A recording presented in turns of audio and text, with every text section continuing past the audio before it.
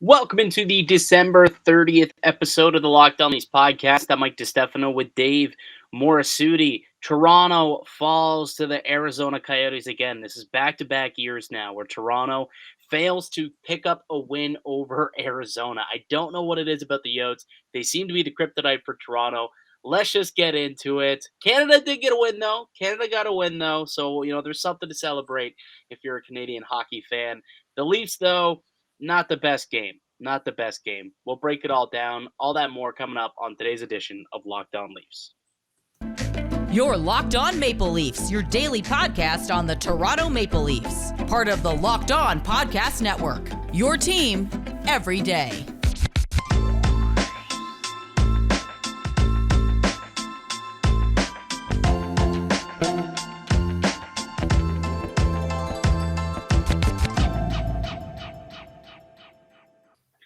Hello and welcome to the Locked On Leafs podcast, your one-stop shop for all things Leafs. I'm your host, Mike DiStefano from TSN 1050 Toronto Radio, also known as Al's brother on TSN's Overdrive and TSN 1050's Leafs Lunch. Joining me, it's my co-host, Dave Morassutti from Sportsnet, also writer for the NHLPA. Locked On Leafs is a daily Maple Leaf-centric podcast. Be sure to subscribe for free wherever you get your podcasts from. You can also now catch us up on video format. Just look us up on YouTube. Locked On Leafs on YouTube. Hit subscribe and get new content delivered to you each and every day, Monday through Friday. It's all Leafs all the time. Toronto suffering a 6-3 loss. They had doubled up in Arizona in Mullet Arena. And look, it was kind of a glum night, glum game. And I think despite, how the team played, which they kind of carried play, I think Matt Murray played particularly well. For some reason, the first thing that I want to talk about on this broadcast or on the show is Mullet Arena and how much I absolutely hate watching hockey games at Mullet Arena. How annoying was like the blue hue on the broadcast tonight? It's actually embarrassing to see that happen during an NHL game.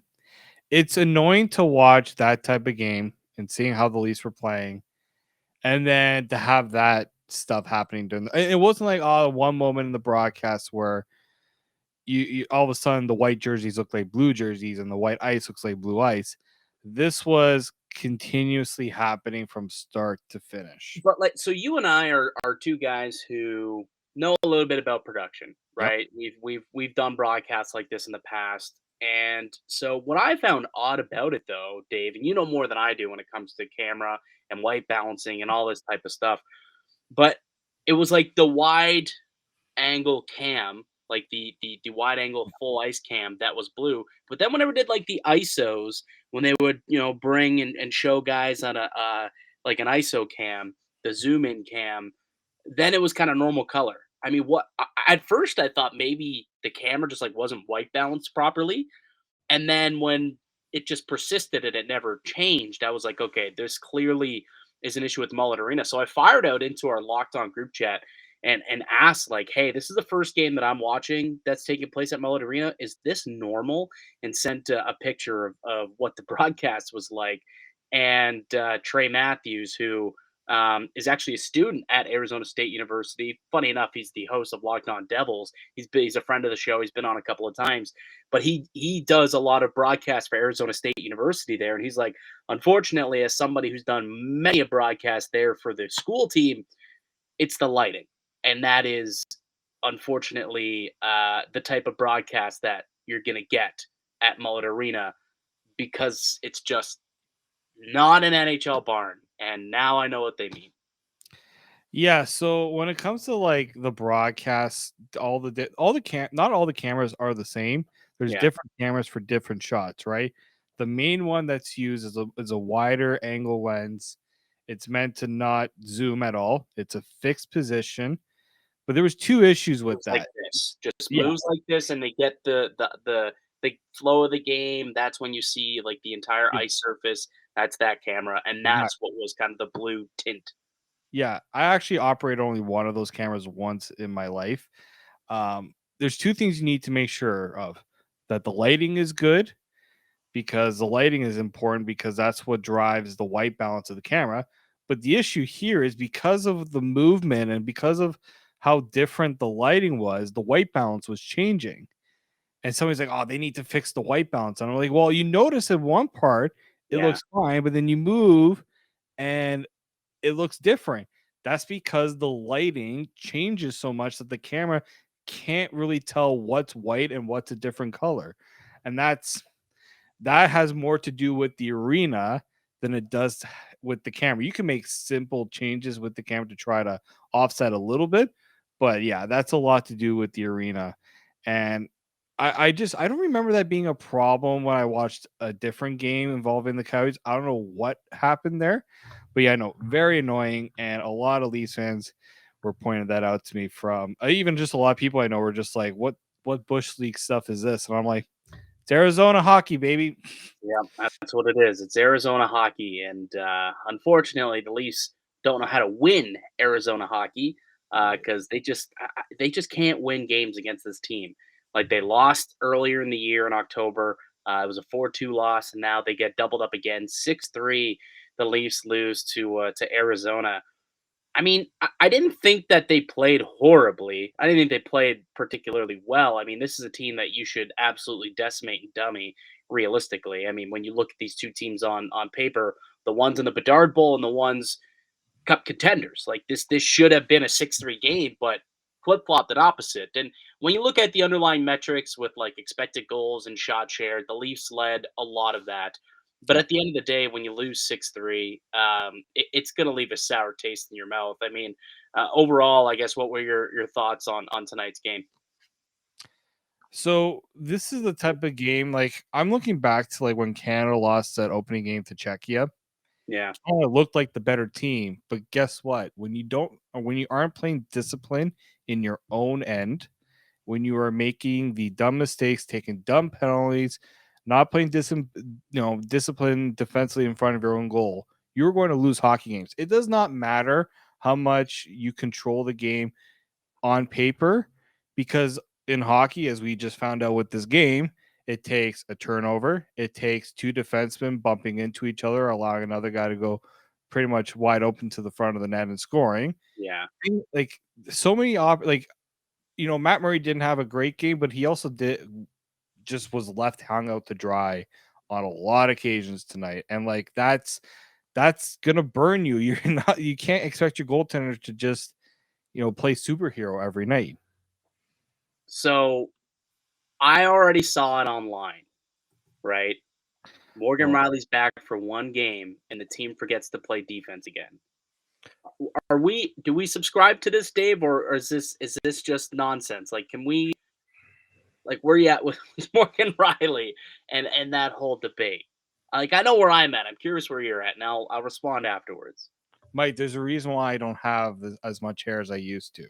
This fan base has forced me to just lose a lot. I can't pull any more out, guys. This fan base looks for a scapegoat, whether it's Justin Hall, Rasmus Sandin, Morgan Riley, William Nylander, Mitch Marner. This game was the last that game winning goal was on Morgan Riley. Yep. But the way that I'm hearing Leafs fans talk about even the Discord channel is very disappointing in some of the commentary there.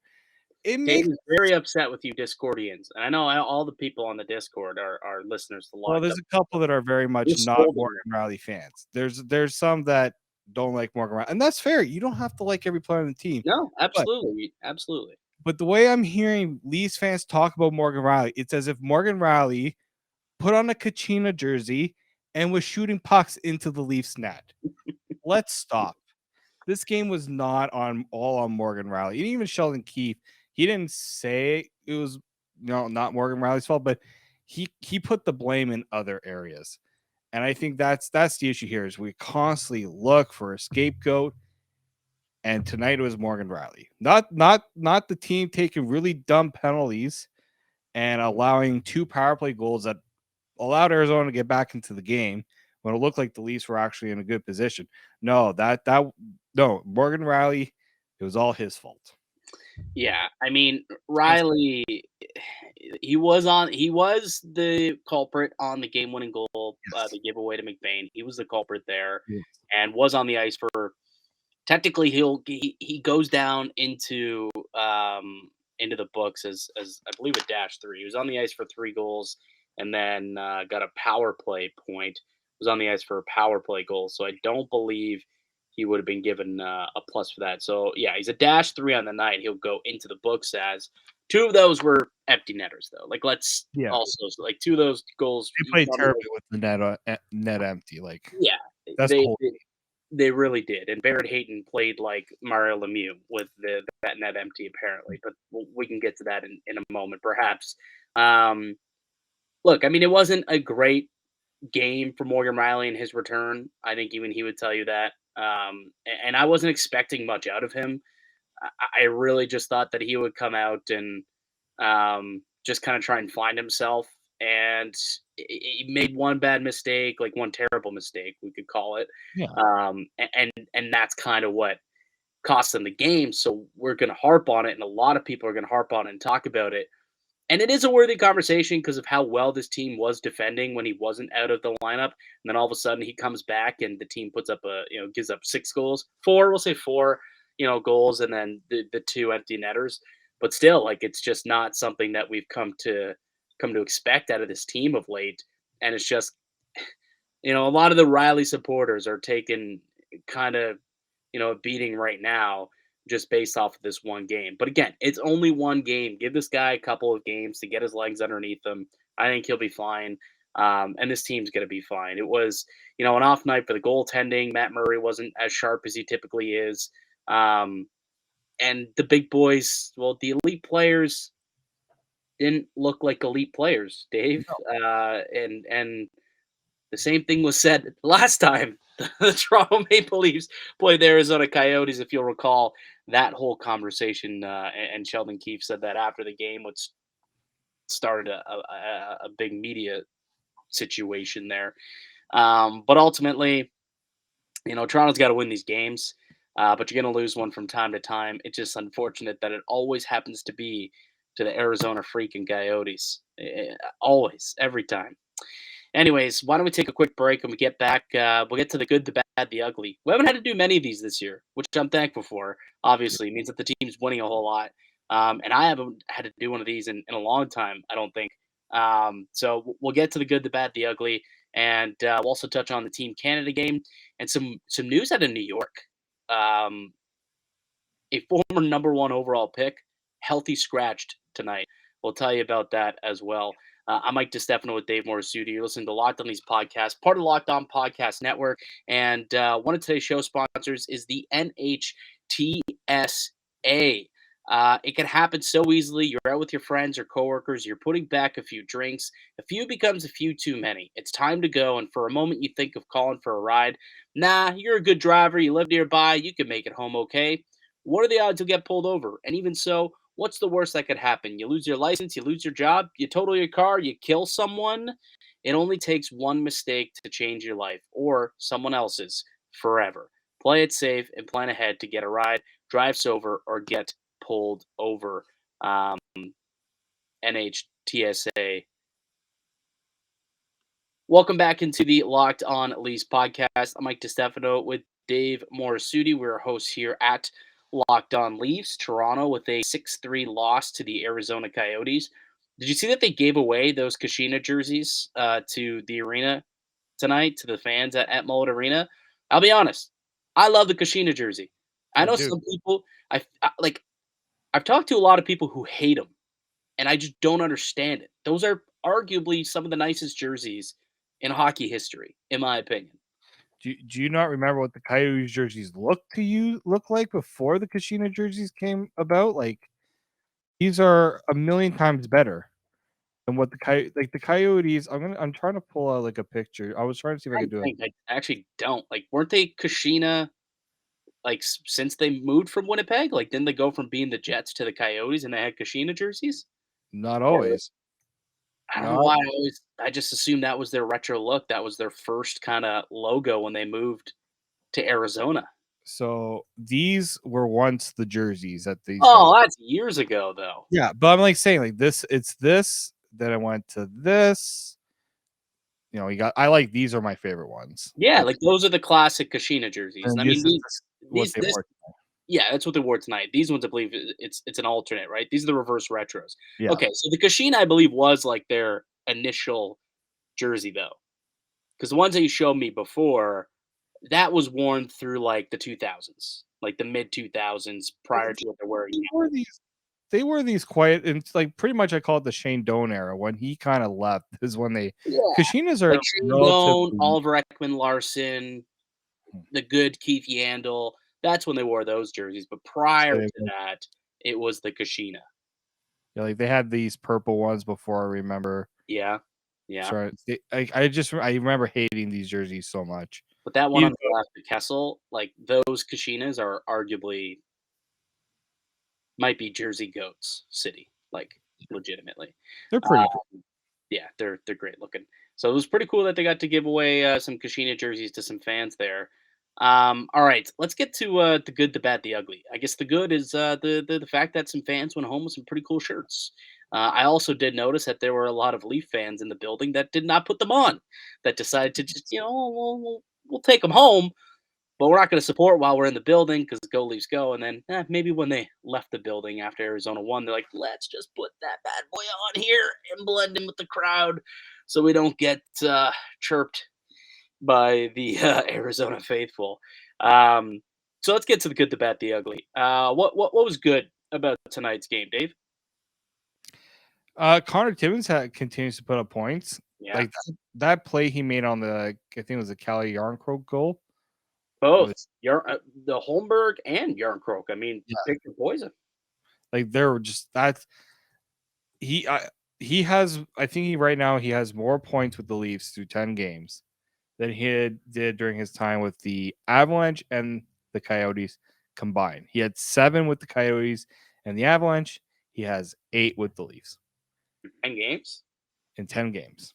My boy Connor. My guy Connor Timmins. I still don't understand what the hell was going through Bill Armstrong's head when he made that trade and said, "Yeah, we'll take on Curtis Douglas for this 6'2", 200-pound right shot defenseman who was once, top of the second round pick who had top four aspirations, once played very high level of hockey for Team Canada, and we traded a top end goaltender to get this prospect. But sure, we'll give him away to you, Toronto." For I a really didn't understand it, third but line AHL center. yeah, thank you very much. Yeah, Connor Timmins was also my good for tonight. I mean, you mentioned it, the pass that he made to Yarncroc, just the seam pass. That's clearly, just a really solid play, and that's IQ, just knowing that that's available. But then also the IQ play, just to kind of bank it in off of Holmberg, like that's a bit of a slap pass situation. I think it's a set play. It's like just on net, Holmberg, have your stick out and just hit him in the tape, and hopefully he can redirect it and deflect it into the net. Like that's almost like what the Sedins were able to do for so many years, that the little slap pass deflection into the back of the net. So it was nice to see Holmberg, a fellow Swede, kind of connect on that one. But yeah, like 2 primary assists and led the team with an 89% expected goals in all situations. Had 9 scoring chances while out there on the ice tonight, only allowed 2. And none of which were high danger chances. He out high danger chanced his opponents while out there on the ice 4-0. So, a really solid night for Connor Timmins, and it's going to be interesting to see how they go about his development and how they go about this blue line when Sandin returns.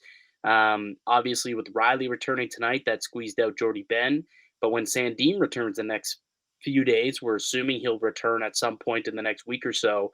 It'll be interesting to see how they work Connor Timmins into the fold here.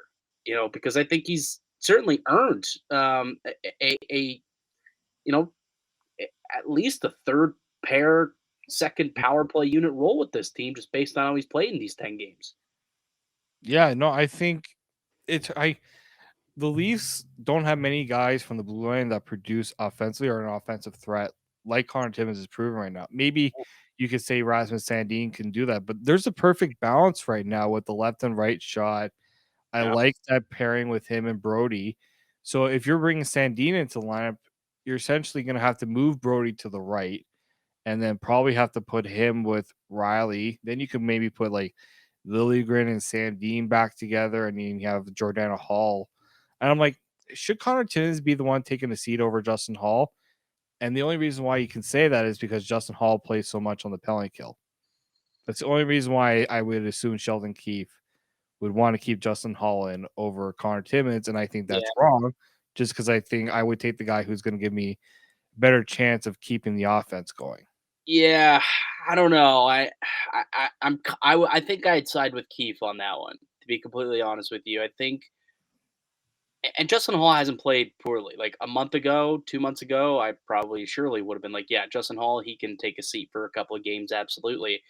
But I think that he's shown over the course of the last 2 months now, at this point, really, month and a half at the very least, that he is a very competent, 4-ish, 5 defenseman who can kill penalties, and he hasn't been making those mistakes in his own end recently either. So I don't know if he's the guy who comes out of the line. That's the thing, though. I don't know who comes out of the lineup. Like, I think they have like they have 7 guys who can play in their top 6, and one of those are going to find themselves on the outside looking in. Like, is there going to be a rotation, kind of like what we saw happen last year when Liljegren, Sandin, and Justin Hall kind of rotated a little bit, and they, based on how things went, I think Dermott was involved in that rotation at times too last year until he got traded.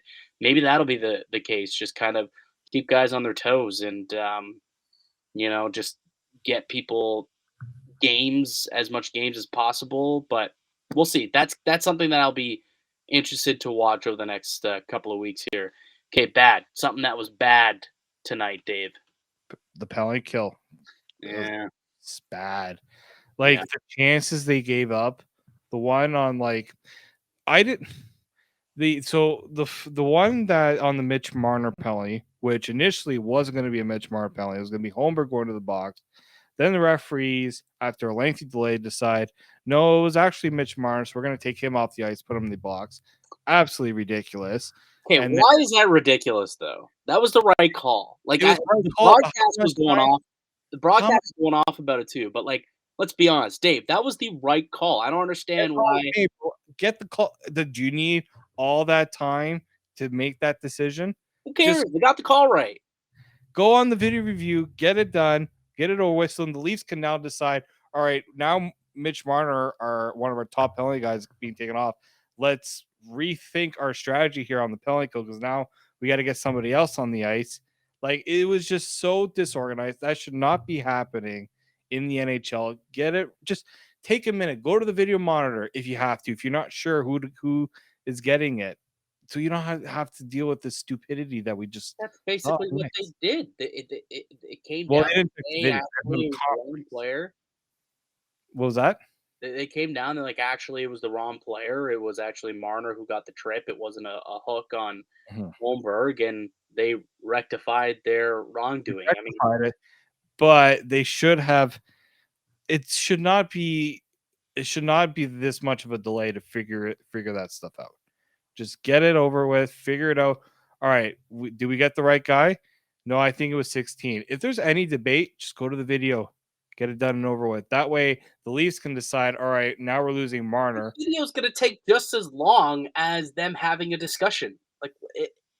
That's what I don't understand. You play, you see a 16 and he's off. Yeah, but to go over to the penalty box, to get the headset on, where are they having that discussion? They're having the discussion anyway. What I'm saying is it's going to take the exact same amount of time, whether you're having that discussion within the officials or you're going to go skate over to the box anyways. Like, it's going to take up time. I just think it was just totally. You see the play, you see who it was that did it. I don't understand why he had to go through all that. I also don't like when referees say, "Oh, it was this guy." Oh no, actually, it was this guy. But we want the refs to get. I want the right calls, but I also. What's the issue here? The issue is the Leafs got scored on 4 seconds later, and Mitch Marner was sitting in the penalty box instead of Pontus Holmberg, who they would have been way more happy about. Obviously, put the Leafs at advantage. My issue was not that Marner got the penalty because he deservingly deserved the penalty. The whole way was handled terrible. All right, we'll let that be. I think the Leafs penalty kill was terrible. I think that's a bad take. I think it's a bad take. That's my bad. Your take, and it wasn't just you. On the broadcast, I mean, Craig Simpson also was going off, and he didn't feel like it was. They treated it wrong, and he's like, "Oh, it shouldn't go to Marner. They got the call wrong. They didn't get the call wrong. They got the call right." His issue wasn't that Marner was put in the box. His issue was you put Holmberg in the box. Yeah. All this time, you're almost pretty much ready to do the face-off. Then you decide, oh no, it was actually the other guy. That was Andre Tierney. Did Andre Tierney not look at the video review, be like, "Hey, I actually got the wrong player," and then they realized, "Oh, actually it was," and then so they made the switch. It's just the way it was handled. Could have been done a lot smoother. That was my issue. We'll let that be. Let us know in the comment section below. I mean, was it a big deal, or are people overblowing that whole situation? I think they are, but we'll let that one be. For me, bad tonight. Matt Murray. We talked about a little bit before in the previous segment. Like, did he get a whole lot of help? No, but there wasn't. He didn't have to face. Like, he wasn't under siege. Like, at all tonight. I mean, there was a couple of good looks on the power play, obviously, and those shots ended up in the back of the net. Realistically, the good looks that they did have, but he allows 4 goals tonight. It's 4 goals on 21 shots, an .810 save percentage, and 1.78 goals allowed above expected in all situations. So, not a terrific night for Matt Murray after what has been a pretty good stretch run here for Matt Murray. And now this is a few starts in a row for these Leafs goaltenders when you couple Samsonov's last 3 starts and this one for Matt Murray. I'm not worried. I'm not concerned. I'm not worried, yeah. But there's a trend that, we saw a year ago of what happened after the Christmas break. And so far, we're only 2 games, so it's a small sample size. Again, not worried, but maybe I have PTSD from what happened to Campbell last year post-Christmas. You do. And I'm just praying that that's not the case this year. That's all I mean. That's all I want to say. So every time I see these guys have a bad game, I'm like, oh no, is this the bubble bursting? Are they now gonna turn into Jack Campbell 2.0 here? And I know that's an overreaction, but that's just what goes through my mind because again, PTSD of what happened with Jack Campbell and Peter Mrazek a year ago. No, definitely. I mean, a couple of goals, like the second power play goal, kind of wish that Matt Murray saved that one. The 4th goal wasn't like it was a great play by the Oats. Can't really fault him for that one. And the one 40 seconds into the hockey game. You want to play that one a little bit better. I mean, the guy was allowed to walk in alone, but it wasn't like Austin Matthews was pressuring him. I don't know. I felt like that one you got to kind of bail your team out a little bit there. But yeah, there were a couple of the ones I'm just like, could have been a little better. Yeah. All right. Ugly. What was ugly tonight, Dave? William Nylander, Austin Matthews, Mitch Marner, and John Tavares combined to be a -12. Oh, -12. Because Nylander and Matthews were a -8 combined. Now, a couple of those would have been with the empty net. The empty netters, because I'm assuming all 4 of those actually would have been on the ice for the 2 empty net goals. Yeah. So I mean, they also 8 of those 12 were with the net empty. They also just did not play that empty net situation very well. Yeah, I'll give you that. I'll give you that. Yeah, most of the time you're likely not coming away on top. Like those are desperation plays. But throughout the night, like we've talked about how they've looked good. They're getting their chances. Like, are we saying the Coyotes have the best goaltending in the league? Like, really? Is that where like a team that has struggled all year? We talked about it yesterday, though, how Vejmelka has stolen games for them. Yes. He's 3rd in the NHL in goals saved above expected. I mean, they gave up a lot, but he's there to stop them, and he's won them a lot of games, and tonight was another one. He does win them a lot of games, but he's not exactly, the game before he gave up 5 goals on 34 shots. But he's also shut out the Carolina Hurricanes. He has. No, he has, but I'm just saying, like, other teams figure it out. Yeah. The other team, like the New York Islanders, score 4 goals on them. The New York Islanders are not the Toronto Maple Leafs when it comes to offense. No, you're right. Like these last 2 games, it's been the depth that has provided the scoring. Yep. Other than the Nylander overtime winner. Next game is against the Colorado Avalanche, who are minus a few of their pretty good players. The Leafs' top guys are going to have to put in a little bit more. You got to see some more production from these guys. You're not winning many games when they are in a minus like they are. Yeah, we can agree on that one. We can definitely agree there. They've got to play a little better. They just got to produce, got to finish on their chances too, which they clearly just weren't able to do tonight. They had some looks, they had some opportunities, but unable to finish. And that was kind of the difference in tonight's game. The elite players didn't finish like elite players. I think just for me, the ugly was the game winner, the Morgan Rielly giveaway. Give the puck up and comes in and is able to score. You're chasing the game at that point, and now you got to pull the goalie, and you allow a couple of goals, and it was just the team has not been doing that of late. So I think that's why it really stuck out. And when you see Morgan Rielly as McBain is scoring the goal, you see the back of Rielly's sweater, and he's like trailing 25 feet behind McBain. It doesn't look good. It's not a good look when that happens. And it's his first night back, but yeah, that was a pretty ugly giveaway. That was very clearly kind of the turning point in tonight's game, which gave the Yotes the lead, and they're able to lock it down, build on it, and come away with a 6-3 win. Yeah, the Leafs just cannot beat one of the worst teams in the league. I just don't get it. They can't. They are 0-3-1 in the last 2 years, in the last 3 years, actually, technically. 0-3-1. I believe, I could be wrong about this stat.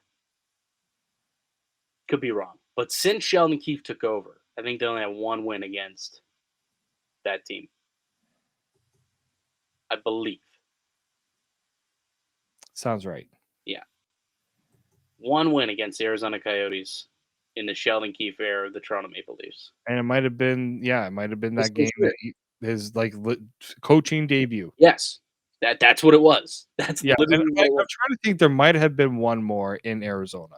I don't, but that was in Arizona. Yeah, that one was in Arizona, but I'm thinking in between that time.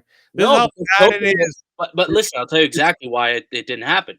Because COVID hit, right, later that year, so they didn't go back to Arizona. That was the last game of that season that they were in Arizona. And then COVID hit. They didn't play in the U.S. in 2021. And then last year, they lost. They went 0-1-1. And then they lost this year. So they couldn't have. I'm just looking here. I think there was one game. God, this is how bad this is. I have to look for this stuff. I think it was back in February of 2020 that they won a game 3-2 in Arizona. In Arizona? In Arizona. Well, because Arizona's got the Leafs number in Toronto. Yes. I know that. But I thought that, didn't he make his debut against Arizona? He did in 2019? 2019. Yeah. No, February 11th, 2020, the Leafs beat the Yotes in overtime. In Arizona. In Arizona. I don't know why I have my brain's all befuddled. Max Hyman with 2 goals in this game. Tyson Barrie was also on the team. Oh, Tyson Barrie. Because I remember specifically in the game that they won in Sheldon Keefe's debut, Tyson Barrie had a goal. And in this game I'm looking at, Tyson Barrie had an assist. Gotcha. Either way. This is sad that searching so hard to find a Leafs victory over the Arizona Coyotes.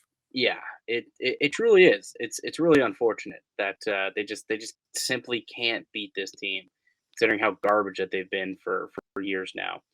All right, Dave. Let's take one more quick break. When we get back, let's chat quickly about the Canada game, and then the top prospect, the former #1 overall selection from a few years back, taking a seat up in the press box for a game tonight as a healthy scratch. Is he on the market? We'll chat if maybe Toronto should be calling. We'll do that on the other side. I'm Mike DiStefano with Dave Morassutti. You listen to Locked On Leafs podcast, part of the Locked On Podcast Network.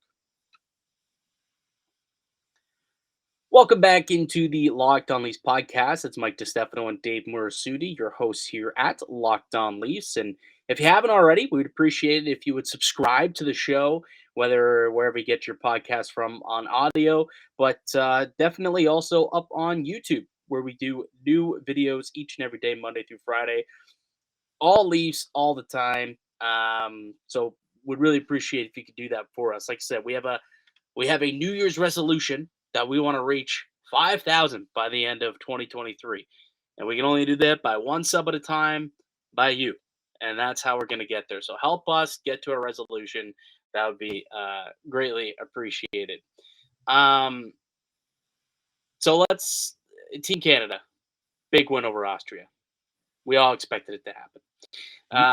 This was a game You said the line in that game was 10.5. Yeah. And they won 11-0. Yes. Never in doubt. Never in doubt. It was never in doubt whatsoever. That's right. But it was the Connor Bedard show again. Like, this kid has sky high expectations, and he just continues to break through them. Like, it's insane. The stratosphere that he's putting himself in. I dug up just some quick stats. If you want to pull it up on my Twitter page here, just where he sits among all of the like superstars in the NHL and how successful they were in the World Junior Championships in their draft year. And I looked at 4 players. I looked at Sidney Crosby, I looked at Connor McDavid, I looked at Austin Matthews, and then where does Connor Bedard sit in all of that? So Sidney Crosby, 6 goals, 3 assists, 9 points in 6 games in his draft year at the World Junior Championships. Connor McDavid, 3 goals, 8 assists, 11 points in 7 games in his draft year at the World Junior Championships.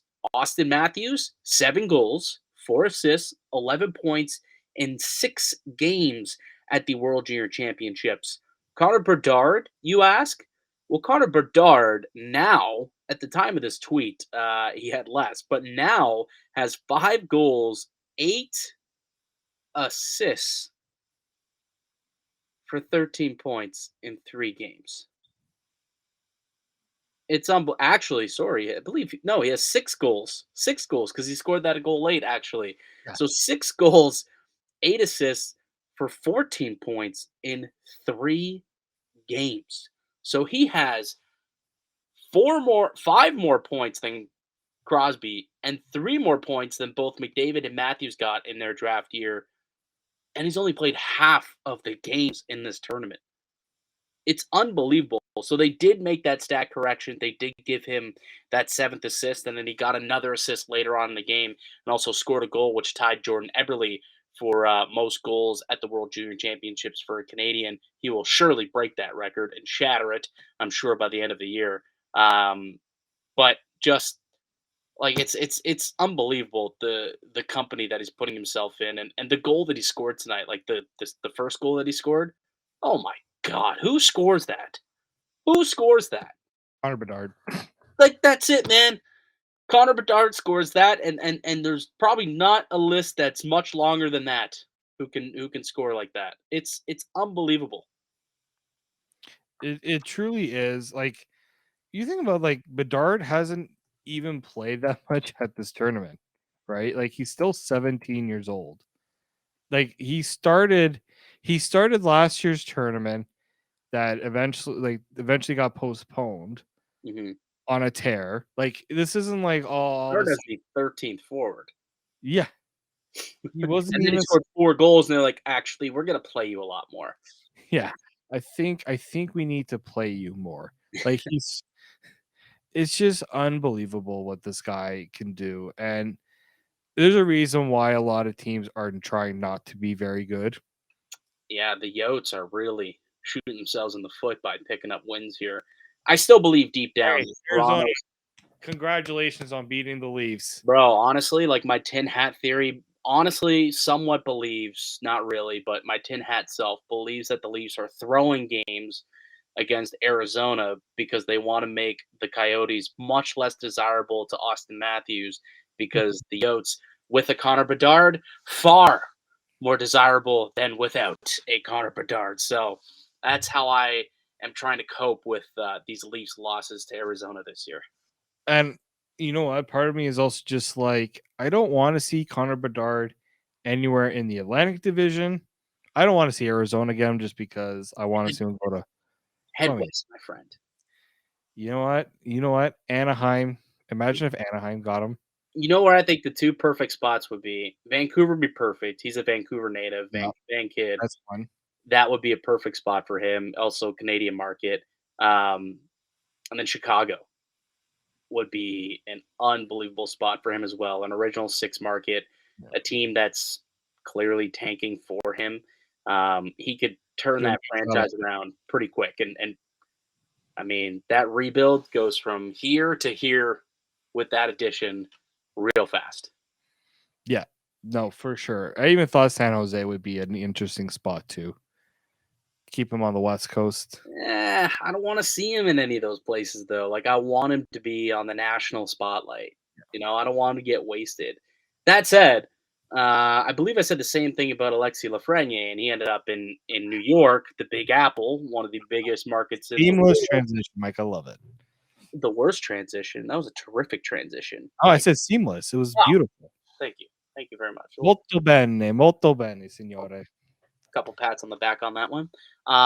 So the news of the day, though, outside of the Maple Leafs losing again to a bottom feeder team, is that the New York Rangers have scratched Alexis Lafreniere, their number one pick from a couple of years back, very highly touted number one overall selection. We'll never forget that he was supposed to be a Maple Leafs draft pick, but the draft ball knocked him out at the last second and the New York ball shot up at the lottery. Every Leaf fan knows that that ball, which was dropped ahead of time, because we know that it was heavier, and that's why it knocked it out. Yeah. Again, sometimes I wear a tin hat, but we're gonna believe this anyways, because that's how I lie to myself so that I'm not upset about things. But there really hasn't been much to be upset about, to be honest with you, so far through the first little bit of his career, and then today seeing the news that he sat up in the press box as a healthy scratch as a 20-year-old is just insane to me. The Rangers have truly bungled a lot of their recent first round draft picks, like that are forwards, right? Like, I don't know what they're trying to do. I understand, like, 20. Lafreniere should not have, like, he should have started in the NHL because I don't think going back to the Q was going to do much for him. Yeah. But I think right now, like, the problem is New York is trying to win games, and they're like not about developing. In the NHL, I even remember listening to Craig Button on Leafs Lunch with you saying the NHL is not for developing. Yeah. But has he been that bad where you say, yeah, we're gonna healthy scratch you for Sammy Blaze? Like, Dude, it's wild. He's got 17 points through 36 games, just 5 goals on the year, coming off a season where he had 19 goals and 31 points in 79 games. So far in his career, he has 69 points, nice, through 171 games. This is a guy who had back-to-back 100-plus point seasons in the QMJHL as a 17 and 18-year-old before coming out, coming out of the draft. And it was a really bizarre first season with the bubble, and I think that probably plagued him a little bit. And you could say the same, as to why that maybe hindered his development and why he was maybe a step behind in 21, 22. But we're now a couple of years removed from that, and 17 points through 36 games. I mean, in your third year in the National Hockey League, I think they're expecting more of him. My issue is if you go and you look at what exactly the situation has been with Alexis Lafreniere. I mean, he's not being given opportunity. Like he's playing in the bottom six primarily for this hockey team. Like I don't know how he's supposed to succeed as a top line winger, which is what he's projected to be, if he's consistently only playing bottom 6 minutes with bottom six players. It's just it's not gonna help him very much. No. The guy's It's averaging. So his first year averaged 13 minutes, 53 seconds. Last year averaged 13 minutes and 59 seconds. And this year, a little bit of an uptick. He's got a minute and 2 seconds more of ice time a game, 15 minutes and 1 second of ice time. Just 15 minutes of ice time. That's all this guy's getting. what are you developing him into? What do you want him to be? Do you I want him wanted, do you want him to be a top line scoring winger who can yes. actually throw the body because he's a decent sized player? Or do you want him to be that bottom six checking forward? Like, why did you spend a first overall? Then trade the pick so you can get the things you need to do to win if this is what you're going to do with your first overall pick. Like, that's what's really bothered me about this is that you know what? The Rangers could have easily just taken a boatload of whatever other teams would have offered for that first overall pick and just do that rather than draft Alexis Lafreniere and say, you're going to play 13 minutes a night on the bottom six because clearly that's the type of player we think you are. Unbelievable. His last 16 games, he's averaging 13 minutes and 39 seconds of ice time. It's 8 points, though, in those 16 games, but only 13 minutes of ice time. I'd like to know how much of that is like 5-on-5 if he's getting power play time. Like, I'd like to know, is this Uh, strictly how much of that is like offensive opportunities for him? I think only one of those 8 points, though, are on the power play. Yeah, like I guarantee. Now look, the Rangers have a lot of really good forwards. They got Panarin, they got Zibanejad, they got Kreider. I guess maybe you can put like I'm trying to think who else are you putting ahead. Like, I'm trying to think who would you put ahead of him to put on the power play. Who are you putting ahead of Alexis Lafreniere to say, all right, we think these guys are more deserving of power play opportunity over you. I just don't. Yeah, I just am flabbergasted of what the Rangers are like. What are you expecting from this guy if you're not giving him that opportunity? That's my beef.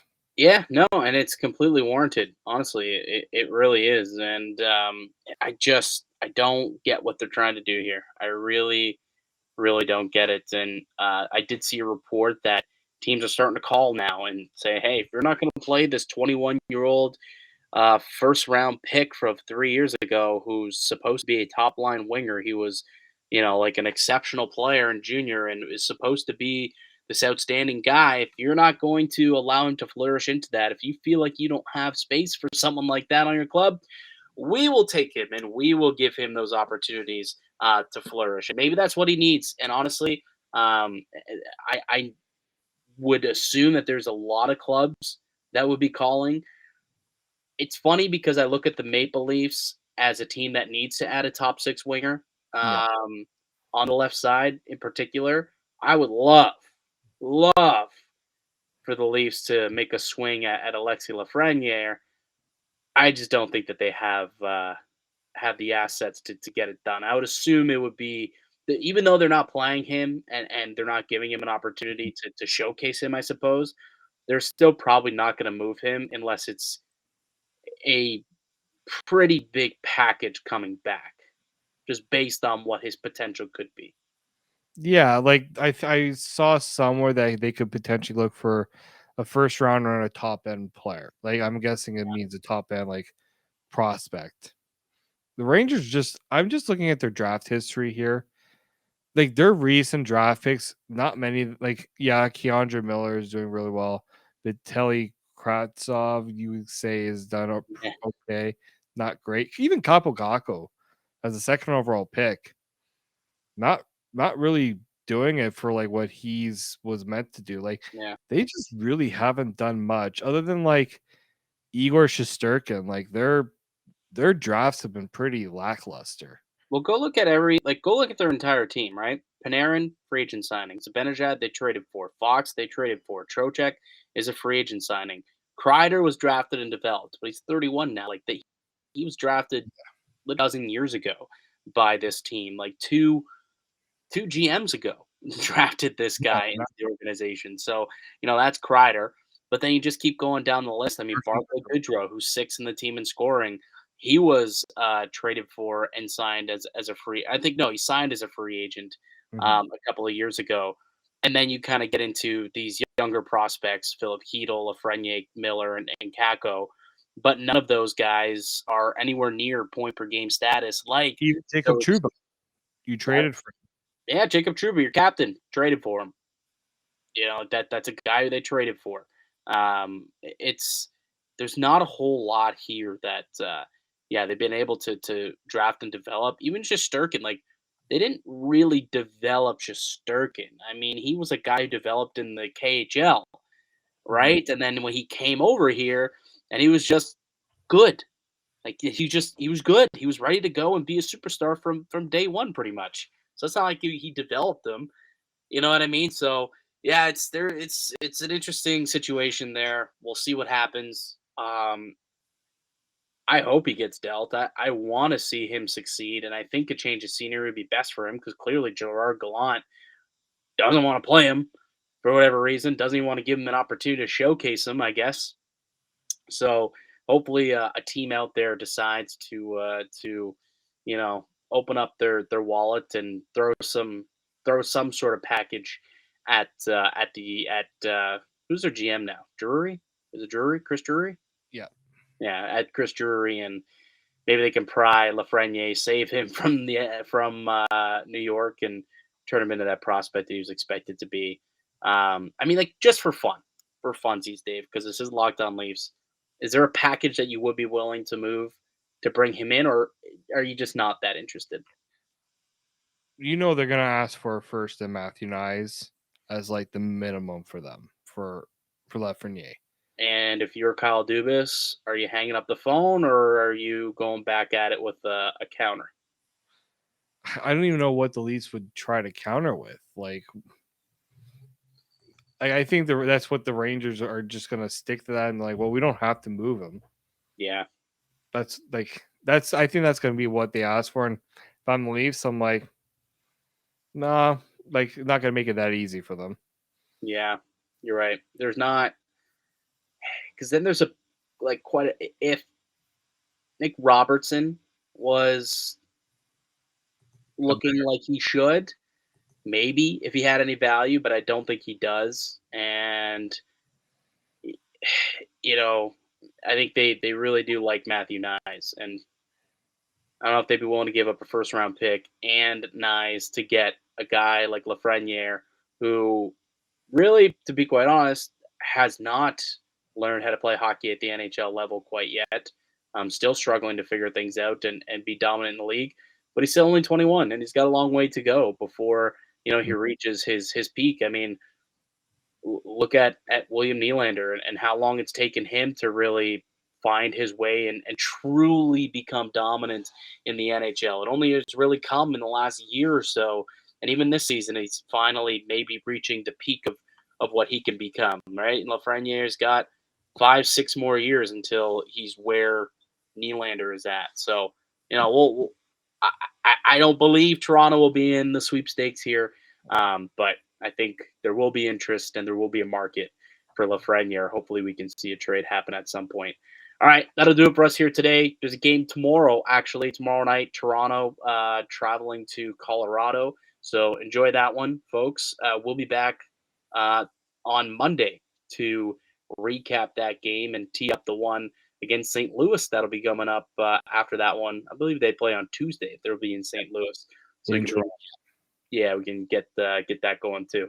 But that'll do it for us here today on the podcast. I'd like to thank you all for listening and supporting the show. You can subscribe to the Locked On Leafs podcast on all podcasting platforms and receive daily Leafs content. Follow myself on Twitter at Mickey_Canuck. Follow Dave at D_Morassutti. Follow the show as well at Locked On Leafs and subscribe to us on YouTube. Would really appreciate that. We'll be back with another episode on Monday. Enjoy the weekend, folks. Until then, keep it locked right here on Locked On Leafs.